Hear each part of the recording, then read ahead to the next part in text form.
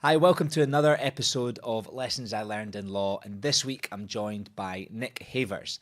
Now, Nick is General Counsel for Europe and he's also Managing Principal at Lockton, which is an insurance business. It's the largest privately owned insurance company in the world, makes up one of the top 20 insurance businesses by revenue globally. Nick started his career as a lawyer focused on the financial services sector at Freshfields, and after a couple of secondments decided that his career trajectory looked closer to a business and made the move in-house.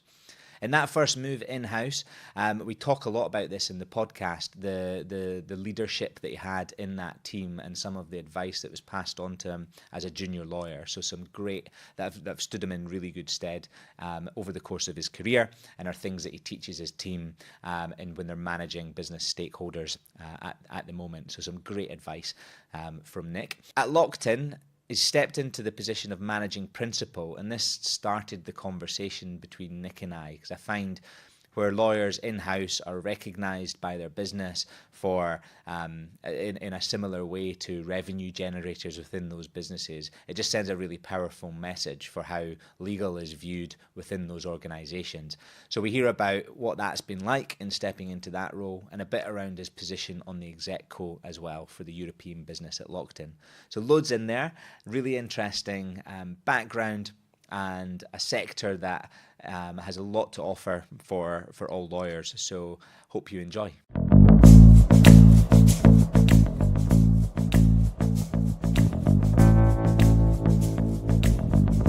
Hi Nick, thanks for joining me today. Hi Scott, thank you for having me. Welcome to Lessons I Learned in Law.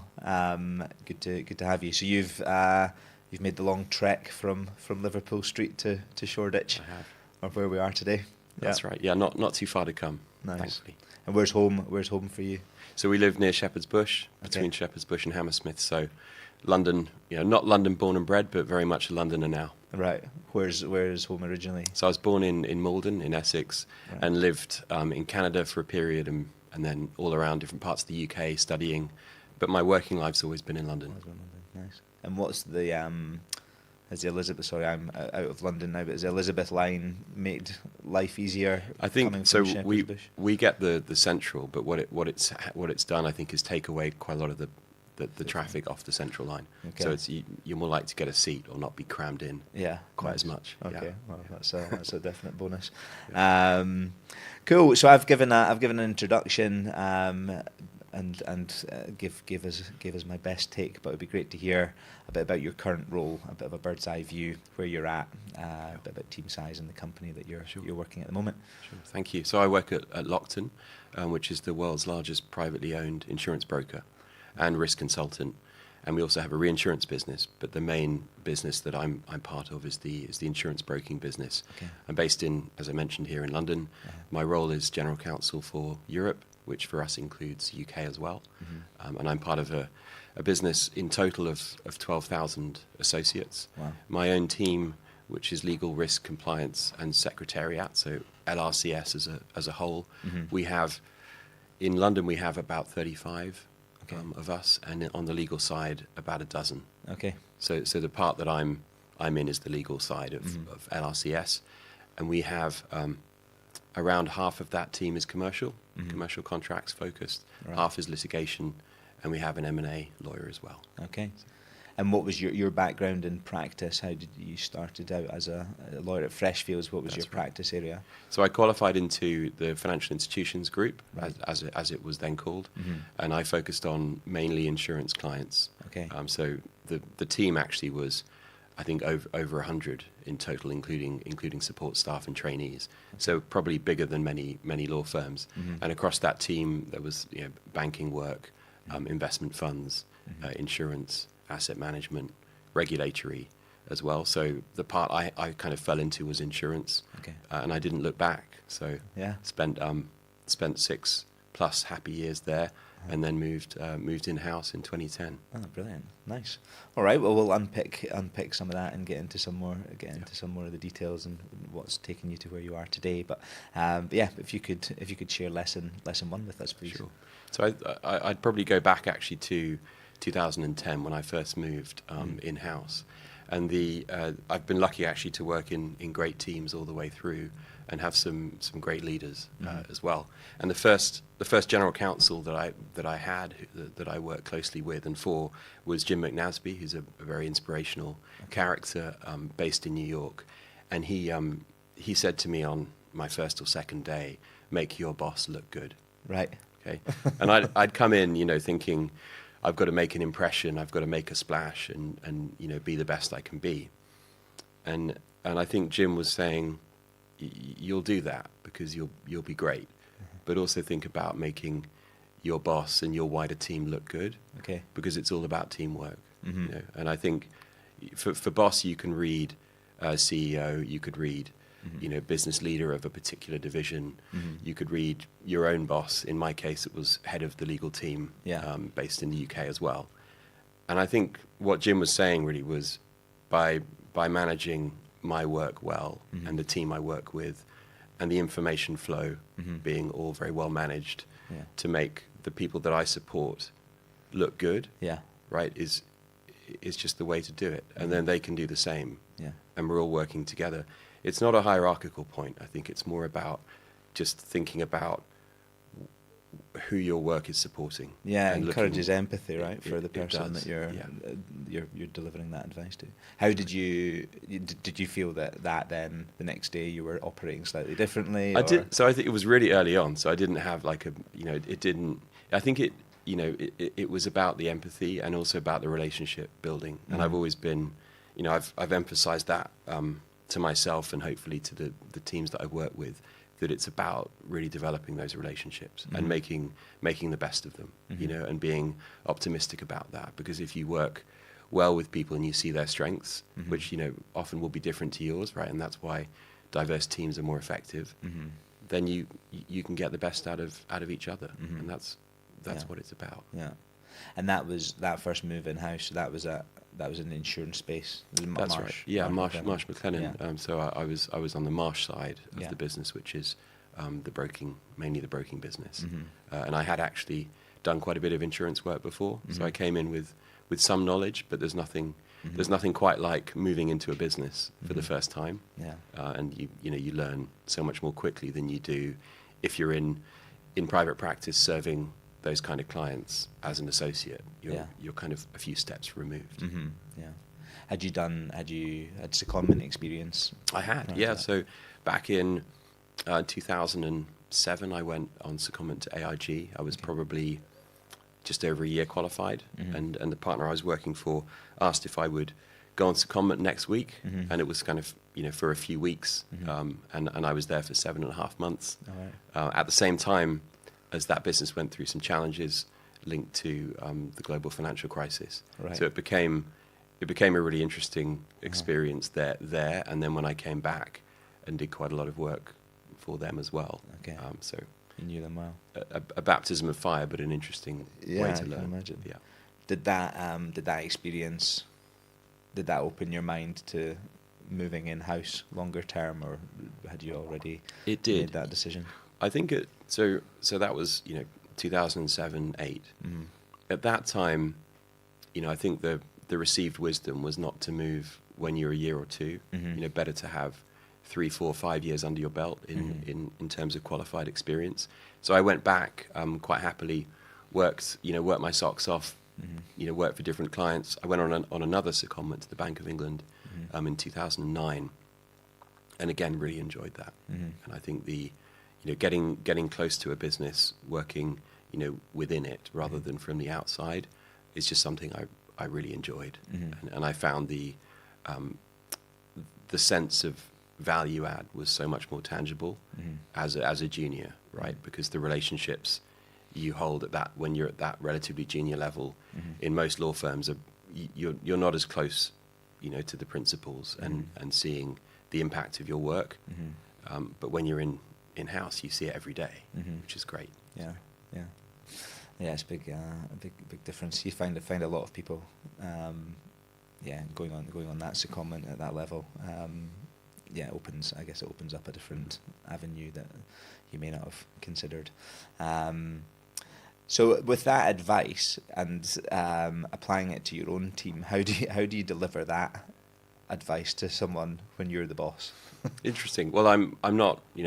My boss is the international general counsel, Sam, who I work well with and get on well with. Right, to the point about relationship building.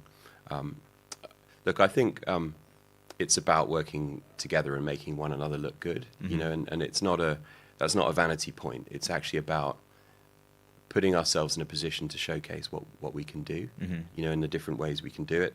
And it's not, I mentioned earlier, it's not hierarchical because, if I happen to sit on an exco, but when I'm there, I'm representing lots of our team who provide, insights and updates to me for the Europe region.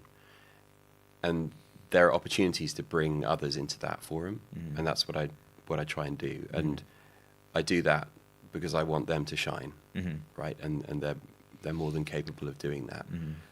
And they help me a lot, right? So it's, it really is a collaborative effort. And I think that's the only way, it's just the way to get the most out of yourself, right? To think of a team being greater than the sum of its parts. Yeah. No, it's a good it's a good point.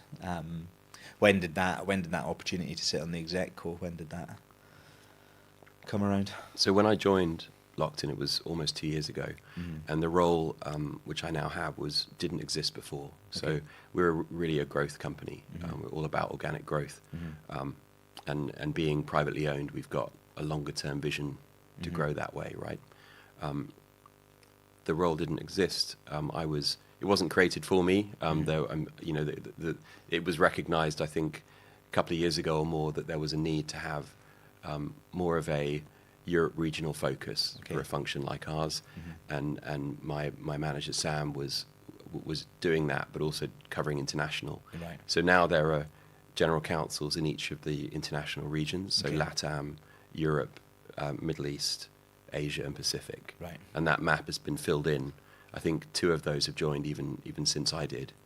So the role that I took on included sitting on the European Exco. So I was there from the beginning of my time, and I had a similar kind of role at Marsh before with the UK or UK and Ireland executive as well. Okay.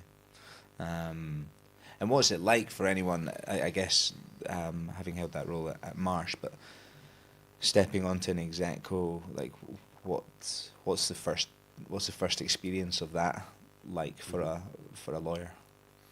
So I think it's about remembering the value that you can bring, okay? Because fortunately for me, the culture of both of those forums, right, was very positive, and there was never a sense that you're a necessary evil, having a lawyer in the room, but equally, you have to think about the value you can bring and not be there just as a lawyer, right? Because you're there as a committee member, so you're there to support and contribute in different areas, and you can't do that on day one. You've got to find your feet, find your voice, build relationships and credibility. But that's when it gets interesting, right? And it's fun to be involved in things which aren't, purely, for example, litigation matters or corporate or commercial matters. That's taken as read. That's your sort of table stakes to be there, that you have those areas covered with your team, but then you can take it a step further and contribute in different areas. And that's I think that's what it means to be on a committee like that. Is yes, you keep your kind of subject matter expert hat on, but you've also got to wear a wider one, and you have to want to do that. I think you can develop it, but you really have to want to be involved in that and have a kind of broader comfort zone. Yeah, it's not actually that far away from the advice in terms of knowing when to flex the legal expertise, but not doing it for the sake of being a voice in the room and justifying legal's position in there, and leveraging the right advice. Excellent. All right, we'll move on to lesson 2. Okay, so this is hasn't come from any kind of moment of inspiration or guidance, but it's about curiosity, right? And I think it's so important because partly because it builds credibility, right? Because if you always have a better conversation when you're speaking with someone, or both of you are asking questions, and like you are now, right? It draws out so much. And when we're speaking with business colleagues, there's so much we have to learn from them and from the situation that's on the table, right? And whether it's a contentious one or a commercial one, there's often there can be an assumption that the person you're asking for help, because they're an expert, that they've got the bases covered. But we can only be effective if we know pretty much every detail we need to, right? And so you have to be good at asking questions. And to do that, you have to have an active curiosity. And so for me, when a piece of work comes in, I will myself, and I will encourage others, if they need it, to ask more questions than you're being asked yourself. You can review something, you can join a call, you can give advice. But in order to do that in the best way, you probably need to know a lot more than you've been told up front. Because we don't get the kind of briefing that you'd give to a barrister, for example, for an opinion, which is perfectly wrapped up in a ribbon. Everything's in there. We get given things on the fly, and that's how it is. That's how it should be, right? Because we're working in a very active commercial environment. But it doesn't mean we shouldn't take the time to ask the questions we need to find out what we need to know. And often, you ask one question, it throws up three more, and you can't spend your whole day like deferring the execution of the work. That's not what I mean. But you've got to equip yourself with what you need to know before you can answer. And that, to me, that comes from curiosity. And it's also not being afraid to demonstrate that you just don't know, right? And we often say there's no silly questions, but the reason we have to keep sort of saying that in forums at work and so on is that I think people still feel perhaps that there are silly questions, and you might be displaying your ignorance of an area. But if you think of it not as ignorance but as curiosity, then I think you're on the right path. Yeah, I think that's a really good reframing of it, actually, because it comes up a lot of the guests. It's curiosity is I think a massive skill to have, or a personality trait. I think more than a skill. I think you can train, or definitely be more strategic and conscious of lack of or being curious. How do you measure it with if you're hiring into your team, or you're looking at individuals within your team? How do you assess for that? So I think it's having different interests, right? I think that I happened to take a non-law route, by degree. Okay. I read English. That was the subject that I liked when I was at school. I liked the most, and I thought that if I did what I liked the most, I would be better at it, as a degree subject. So I think thankfully there are lots of different academic backgrounds, and there's increasing diversity in the legal profession. There's still a long way to go, right? And I think recruiting for those who've had lots of different experiences, where they've been able to have them, whether it's travel, whether it's doing different kind of work, and in interviews I'll often ask, because it's not normally on everyone's CV, is what was your first job, right? And was that doing something like working in catering, in hospitality, like for many people, working in a factory like I did in a few different places. Those kinds of things are in the service industry, right? And we're in the service industry, and understanding what good service means is the same, right? In whether you're serving fast food or putting stuff together on a production line. And I think having that baseline understanding of what good service means, and then being curious to kind of get at it and make the most of what you can do, and that is looking really, calibrated by what opportunities people have had. It's whether they've taken them and whether they've wanted to do more, because in a team like ours, in an environment like the one we work in, there's always more we can do. Right. And you have to. That starts with, yes, the environment, but also the individual wanting to get out there and just do more and enjoy it. Right. Yeah. I think the earlier, like when you ask people about their earlier working experiences, I think I would have been the same. Mm-hmm. There's a tendency you could trivialize what you've done, or it's hard to define perhaps what you've learned. But I think again taking something from it and being the service mindset is so important in law. With a business like Lockton, so in terms of headcount, or did you in terms of employee So the total headcount is 12 to 13,000 globally. Wow. Yeah. So 3/4 of our revenue is in the US. That's where the company started in Kansas City in the 60s. Yeah. We've been increasingly an international business since 2007-8. So now I think we've hit $1 billion in international, and we're growing rapidly. Yeah. So it's a very exciting place to be. Great place to be just with now. Great aspirations. Yeah.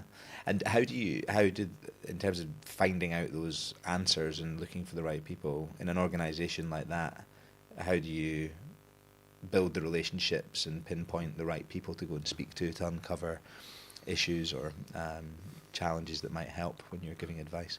It's a good question, because the most important work we have to do is not just what's brought to us, which obviously needs to be done, but it's also looking around the corners, right, to use that metaphor. And if there are particular challenges in the business or areas that just need to be looked at and understood first and foremost, those won't always come to us, right? So it's for us to go and ask and find out. So first of all, I think it's understanding the structure of the business, right? Not because the business exists on an org chart, but if you don't have a broad appreciation of how the business is organized, then you might not be looking around all of the corners, right? So that's how I think of it. And then how do you structure your team? So we have a team organized by expertise, right? So commercial, litigation, M&A. We also have employment expertise, broader regulatory expertise. We don't have a model where, X or Y team member is aligned as a business partner to that particular business unit. And I know perhaps some larger businesses organize themselves that way with their legal teams. We don't. It gives variety, right? Because then any one of us can be involved, and we do get involved in different parts of the business, so we get that variety.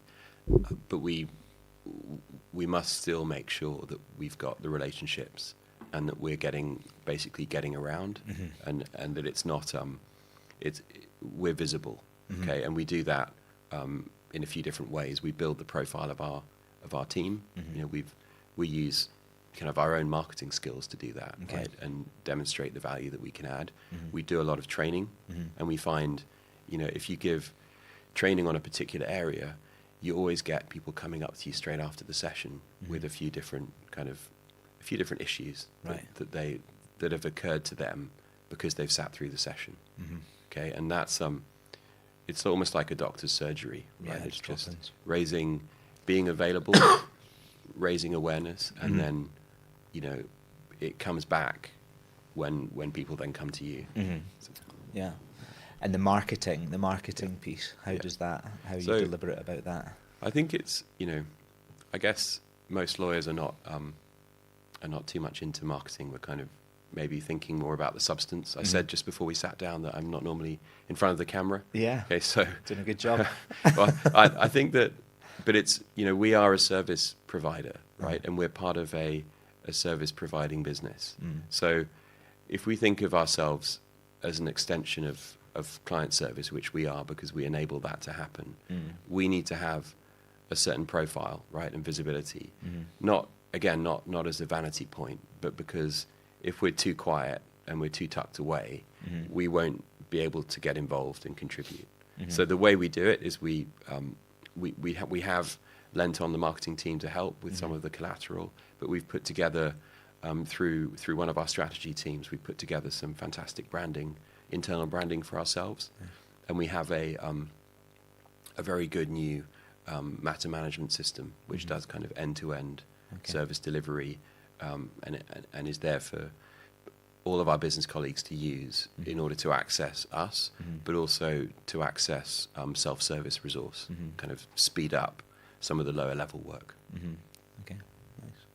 And do you, in terms of the, like you spoke about with lesson one, in terms of making other people look good, like I've heard of, there's been other guests in the past who have spoke about like demonstrating the value, like the talking about the work that legal's doing, but constantly just aligning it with the commercial objectives or the objectives of the audience. Do you have training around that? Or? We do. Yeah, we have a really strong strategy. So for LRCS as a whole. Okay. So Sam, who I mentioned, and Charlie, who is our COO, put this together with wider input going back a couple of years now. And every time we report to a board or an executive committee like I do for Europe, we're using our strategy pillars to report against, because they align with what we think the business needs from us, but they also show clarity and structure into how we approach our work. And we don't do work, all of the work we do ties into that, those broad pillars of the strategy, like protecting our license, giving great service to our business, focusing on supporting growth in a scalable way, and then the education and training piece. Those are the 4 pillars, and everything we do fits into one or other of those. So it's a good framework, and I think it demonstrates how what we do helps and supports the strategy of the business more widely. Yeah, that sounds really really sophisticated in that sense.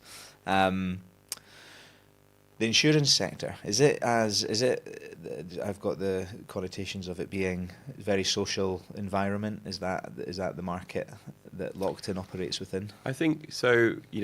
Probably COVID has changed the dynamic with Lloyd's, for example, had to operate remotely for a period, and that's all about face-to-face trading and utmost good faith, and sitting at the box, the underwriting box, and knowing who you're dealing with, right, and all the trust and confidence that comes from that. So I think the industry is still very much based on good faith and principles of integrity, and those are enshrined in the FCA rules around good governance and senior managers regime. The social side of it is still very much there. I think it's evolved, right, in a good way. We have, even in our team, when we're not obviously client or market facing ourselves, but we have a social committee, and we make the most of developing those relationships with each other. And we try to do events which aren't just the old-fashioned events of going to the pub across the road, but doing things like going for a hike in Hampstead Heath, which we did a couple of weeks ago, bringing children and dogs along, making a day of it, doing things which hopefully everyone can enjoy and be part of. Yeah, nice. And you've got, we were talking before we were recording, three kids. I do. Yeah. So what age spread is that? They'll be 10, 4, and 2 in September. So they're all September birthdays.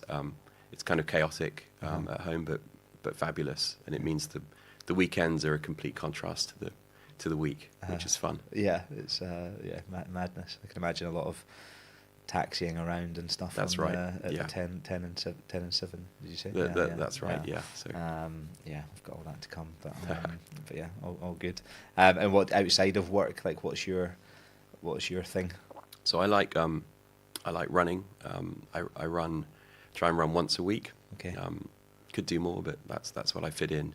I play cricket, which I love, and I think it's really important whether you're interested in sports or music or a hobby of your own, to find time to do it. I think is so important, even if you have a busy work life and a busy home life. I think that idea of a third place, which isn't home or work, it might be running home, which is what I do, right? So it's not.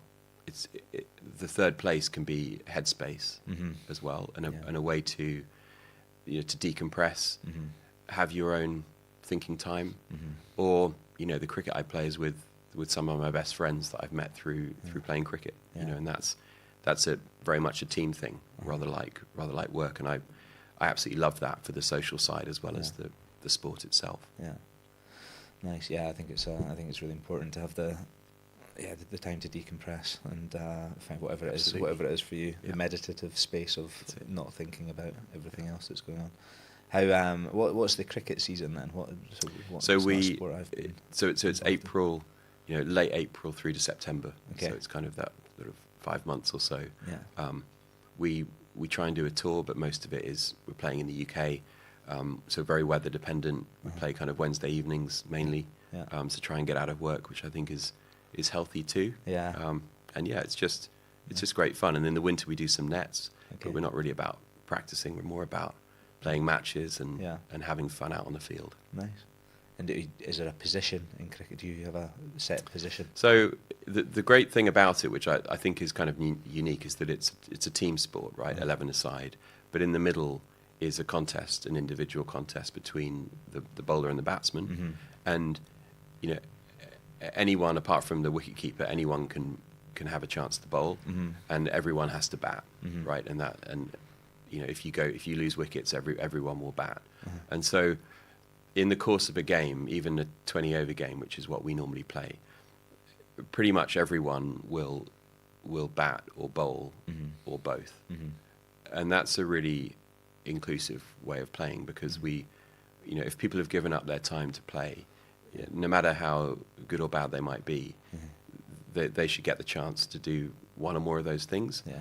And the contest in the middle, it's almost like being, playing in a team game, but also watching that kind of inner contest between the batsman and the bowler, which is, is fascinating, because it brings in obviously the skills of both players, but also the pitch as well. Yeah. If you remember to actually pitch the ball and not bowl a beamer, you're bringing into play the surface and the condition of the ball and and the weather, and it's like there's so much to it, and it's great fun for me. So cool game, nice. Very good. So tell me about the largest privately owned. That's right. Privately owned insurance brokerage, and the services aligned to that. What does that mean, and how does that differ from other players within the space? It's a good question. So I think of the top 20 by revenue, the top 20 insurance broking firms around the world, we're the only one that's privately owned. Many of the larger ones are public companies, including the one I used to work for. Others are private equity backed, either fully or partially. And I think if you take away public ownership and you take away private equity ownership, you actually are effectively running your own business without external investment. And what that means for us, I believe, is we've got a more consistent environment, right? And we aren't required to report every quarter to the street or to public investors. We don't have to go through refinancings like private equity owned competitors, and we can focus on the longer term because we're not subject to those kind of external vicissitudes and changes, right? We can be who we want to be and be consistent, and that actually creates clarity. So a lot of those things which can be quite choppy in public companies and PE-backed companies, that they all go away, and that leaves a platform of clarity and consistency. So we can focus on where we want to be in 3 years, in 5 years, even in 10 years, rather than thinking we've got to do an IPO, or we've got to refinance, or we've got to focus on our share margin. Yeah, and you can control what's within your control as a business. I guess that leads to more sustainable business decisions as well. That's to right. some extent. And how much of in terms of when the opportunity presented itself to you, was that something that you found attractive in going from? I did, yeah. I mean, I had the same question you had about what does that mean, right? Because if you're not yourself the owner of the business, right, you're working for a business, does it matter hugely how it's structured? And I think it's understanding what that structure means for the strategy, right? And then what the strategy means for those of you working in whichever area you're in.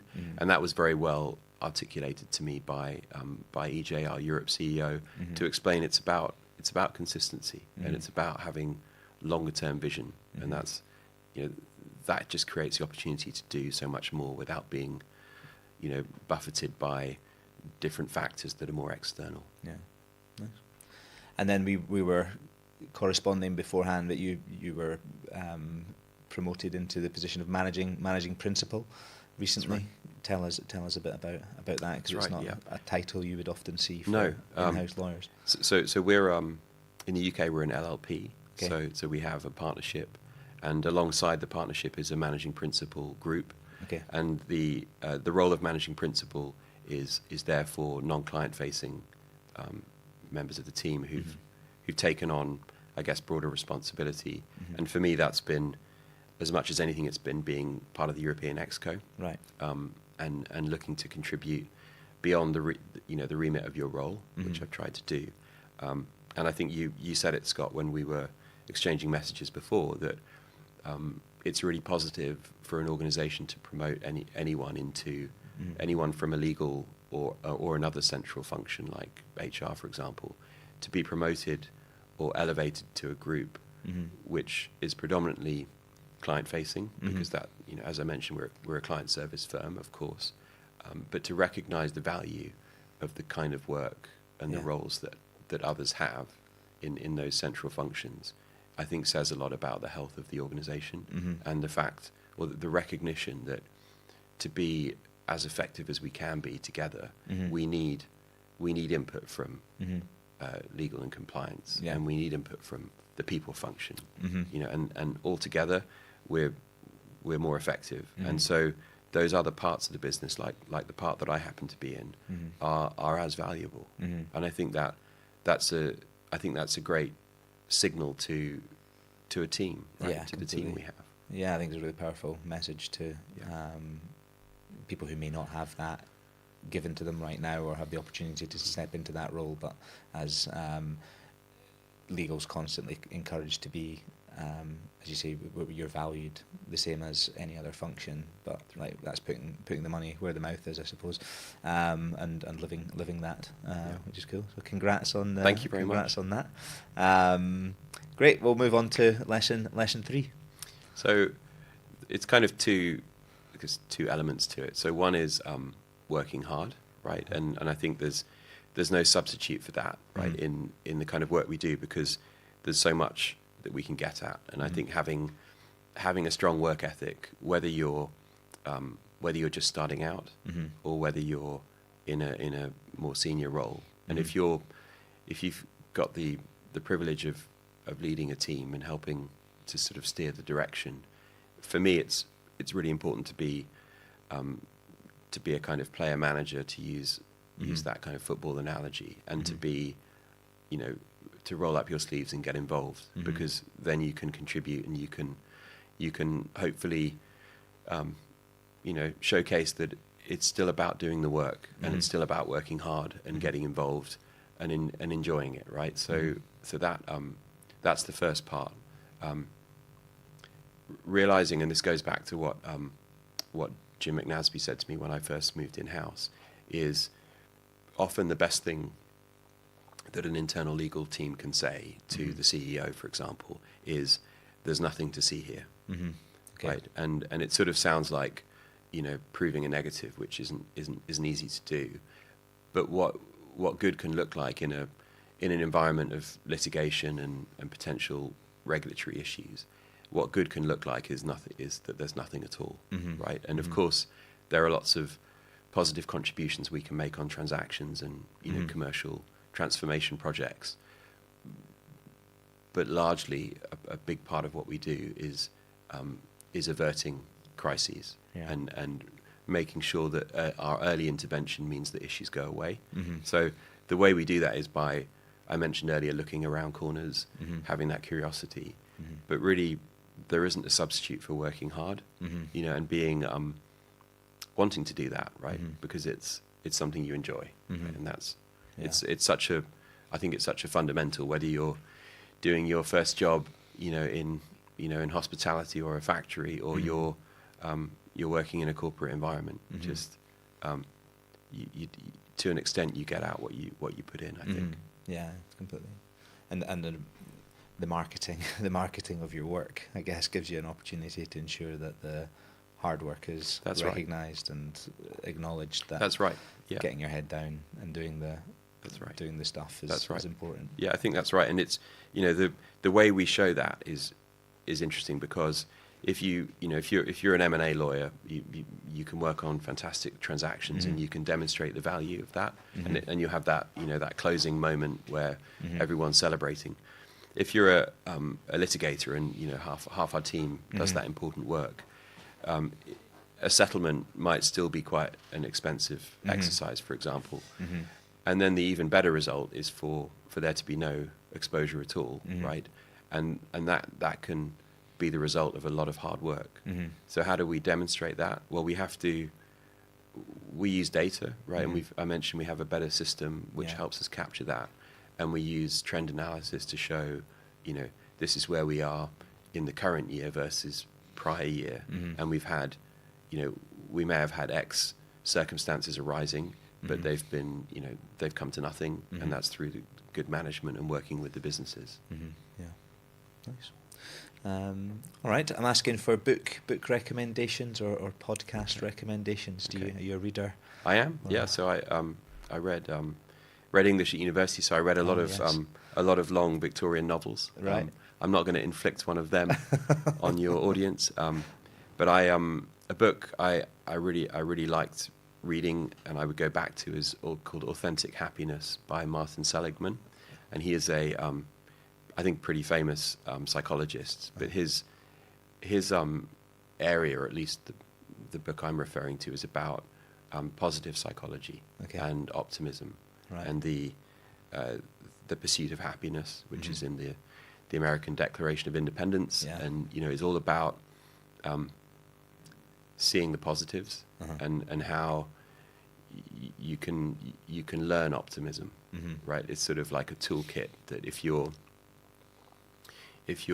minded to be optimistic, you know, generous, kind, authentic, you know, you can have a happier world around you. Yeah. Right. And I think that's really powerful. It's a good message. Yeah, absolutely. Is there any cricket autobiographies that? So I do read quite a lot of cricket books. I think, you know, much as I admire cricketers, they're not necessarily, you know, they're not where they are because they're writers. Yeah. So often the best cricket books are not written by the best cricketers, right? Unless they're ghostwritten. Yeah. But I do like Neville Cardus, who was passed away now, but he was probably the founding cricket writer of a kind of as a genre. He's great to read. Yeah, and, you know, the book I was referring to just now is there's a piece in there about signature strengths, which I wanted to mention, because we all have, you know, you might think of, from the outside of the profession, you might think of lawyers as being a particular type, you know, and we sometimes get our legs pulled if you're the only lawyer in the room. Someone will make a sort of comment about the stereotype of a lawyer, but we're actually all we're all people, and we all have our own characteristics and strengths.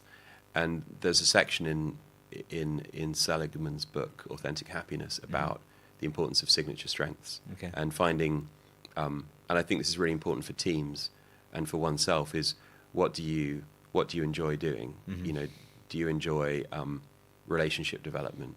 Are you more of a technical kind of lawyer and person? And then finding opportunities in the environments that suit those strengths. And then you're taking the individual, right, in whatever, you know, whatever strengths they have, and everyone has them, and you're coupling that individual with the best environment and opportunities for them. And that it's so obvious, isn't it? If you put those strengths together into the environment and the channel in which they thrive, and have an opportunity to showcase their strengths, you're going to get the best out of the person, and that's better for you as a team, and it's better for them. Yeah, you're good at what you enjoy, and you enjoy what you're good at. I think is the way of looking at it. Excellent. Well, thank you for taking the time, Thank you, Scott. and getting on video and Sure. facing that Yeah. fear if it Yeah. was one. But yeah, really enjoyed the conversation, Nick. Yeah. Thank you, and best of luck with the everything that's ahead and that new managing principal role. Thank you What it's very got much, to Scott. offer. Yeah. Thank you for your time. Good speaking. Yeah. You too. So that wraps up another episode of Lessons I Learned in Law, powered by Harriet Brown in-house legal recruitment. Now, I share these stories each week to help lawyers of all levels, and both in private practice or working in-house. And it doesn't matter if you're early in your career or you're already leading a team. Learning from your peers or from those who have walked in your shoes before, then this is the show for you. If you find it useful, I would love it if you could share it with your colleagues or share it with your network, or drop us a message just to let us know that you're listening and that you're out there. Feedback really helps us grow the show and take it in the direction that gives the most value to you, our listeners. So until next time, I've been Scott Brown. Thank you.